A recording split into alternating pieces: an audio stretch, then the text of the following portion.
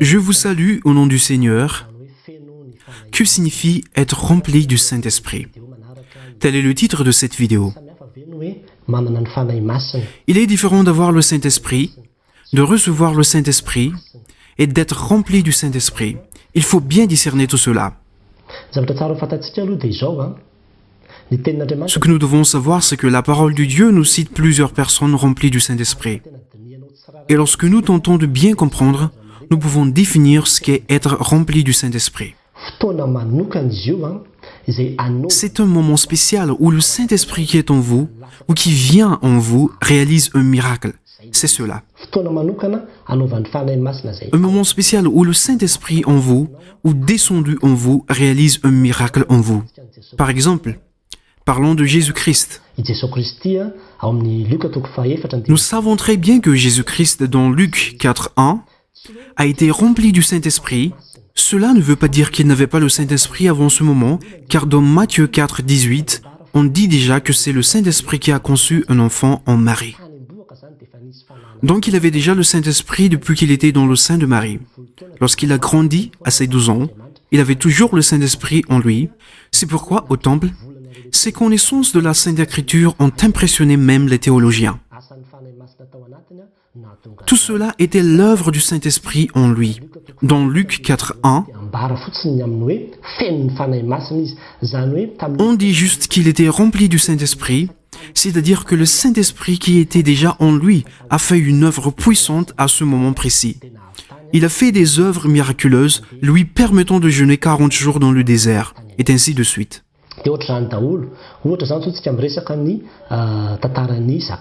Parlons aussi de l'histoire de Zacharie dans Matthieu 1:67. Nous savons très bien que c'est en plein culte qu'il a été rempli du Saint-Esprit et qu'il a prophétisé. En effet, après sa prophétie, sa femme qui était stérile eut un enfant. Cela veut dire que c'est un moment unique déterminé spécialement où le Saint-Esprit agit puissamment sur la personne et accomplit une chose miraculeuse. C'est pareil pour le jour de Pentecôte, et c'est ce qui s'est produit avec Pierre et ses compagnons quand ils étaient enquêtés par les dirigeants.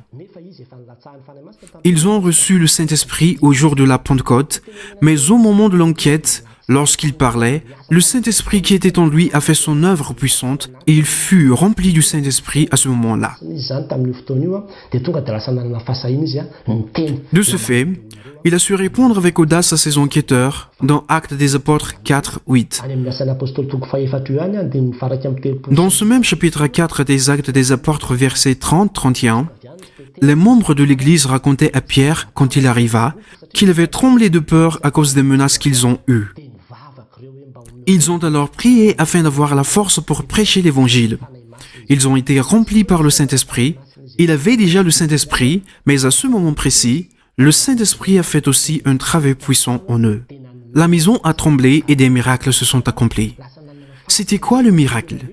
Ils ont eu une audace que personne n'a jamais eue pour aller prêcher l'Évangile à partir de cet instant. Et ainsi de suite. Prenons aussi l'histoire de Stéphane, dans Actes des Apôtres chapitre 7. Nous savons qu'il avait le Saint-Esprit en lui, mais quand on lui a jeté des pierres, il était rempli du Saint-Esprit et à cet instant précis, le Saint-Esprit a agi miraculeusement sur lui. Que s'est-il passé? Il a vu la gloire de Dieu. Il a vu le ciel s'ouvrir et a vu Jésus-Christ. Une personne ordinaire ne voit pas cela, mais c'est parce qu'il a été rempli du Saint-Esprit qu'il a vu ce miracle.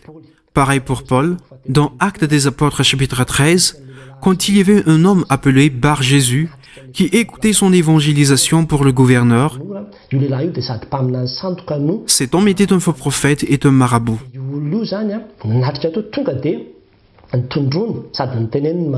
Paul l'a montré et lui a dit qu'il serait aveugle. Au moment où il disait cela, Paul était rempli du Saint-Esprit, ce qui lui a donné ce pouvoir de rendre Bar-Jésus aveugle.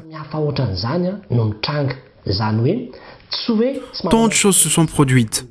Pour vous dire que ce n'est pas que la personne n'avait pas le Saint-Esprit, si, au contraire, seulement le Saint-Esprit choisit le moment opportun pour agir et pour montrer sa toute-puissance. Quand quelqu'un bénéficie de cette action spéciale à un moment spécial, on dit qu'il est rempli par le Saint-Esprit. Alors, vous, qui avez déjà l'Esprit de Dieu en vous, sachez que le Saint-Esprit peut faire son œuvre puissante sur vous. Il peut faire des miracles et à cet instant précis, nous pouvons dire que vous êtes remplis du Saint-Esprit, c'est-à-dire au moment où le Saint-Esprit agit avec puissance en vous. On ne peut pas prédire à quel moment ni comment, mais vous pouvez demander au Saint-Esprit de travailler en force avant de travailler, avant d'étudier ou avant de faire le service de Dieu. Vous pouvez demander la force du Saint-Esprit. Vous sentirez à ce moment-là que ce n'est pas vous qui parlez, ce n'est pas vous qui travaillez, mais c'est miraculeux, car c'est le Saint-Esprit qui fait son œuvre puissante en vous sur ce que vous faites. C'est ce que nous appelons être rempli par le Saint-Esprit. Cela peut également arriver au moment où vous prêchez.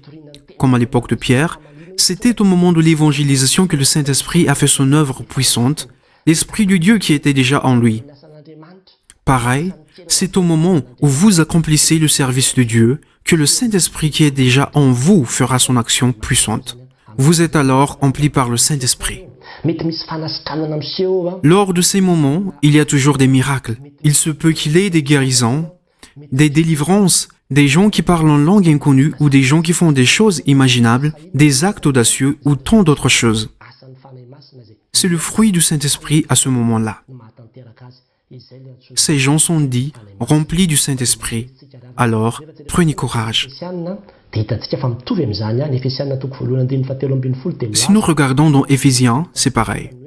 Éphésiens 1, 13, Paul a écrit dans cet épître que nous avons déjà reçu le cachet du Saint-Esprit. Alors que dans le chapitre 5, 18, il dit que nous ne devrions pas nous saouler pour ne pas profiter du plaisir charnel, mais plutôt être remplis du Saint-Esprit. C'est-à-dire accepter le travail du Saint-Esprit afin qu'il montre sa force, qu'il fasse des miracles et vous fasse voir la gloire de Dieu. Les choses charnelles, les mauvais penchants, les péchés empêchent le travail de l'Esprit de Dieu pour remplir une personne dans sa vie. Il faut vous dire également que le péché empêche l'Esprit de Dieu de faire son œuvre pour nous remplir dans notre vie de croyants. Si nous acceptons vraiment de nous sanctifier, de nous purifier, de prier et de nous repentir devant Dieu, le Saint-Esprit pourra faire son œuvre en nous. Il se peut qu'il y ait des choses que vous n'avez pas pu faire avant, mais quand le Saint-Esprit agit en vous, vous le pourrez. Et c'est cette œuvre miraculeuse du Saint-Esprit qui nous fait dire « rempli par le Saint-Esprit de Dieu ». Prions, mes chers amis, si vous croyez que l'Esprit qui est en vous peut vous remplir en ce moment pour vous guérir et vous libérer si vous en avez besoin. Prions. Saint-Esprit, nous vous remercions car vous avez mis sur nous le cachet pour le jour de la rédemption. Nous ne pourrions connaître la vérité que par votre parole. Vous pouvez faire une action puissante en nous et remplir chacun de nous. Maintenant, nous prions pour tous ceux qui écoutent ou voient cette vidéo.